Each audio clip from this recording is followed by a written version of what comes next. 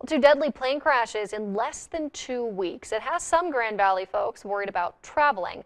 Amid the fears, we spoke with local experts about safety in the air. Here's Alex Ailey with more. According to the National Library of Medicine, 40% of the population has a fear of flying. There's something just kind of naturally worrisome about it. And then you add in claustrophobia and a loss of control, and it just makes sense that there's some anxiety there. So it's just normal. It's nothing that you should feel ashamed about if that is something that you experience, especially in a moment like today.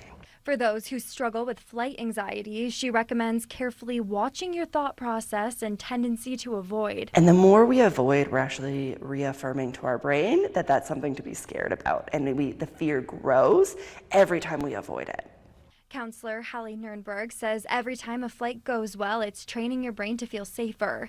She also recommends anxious flyers travel with a companion or do calming activities like reading a book or taking deep breaths. It's also important to remember air travel is the safest form of transportation.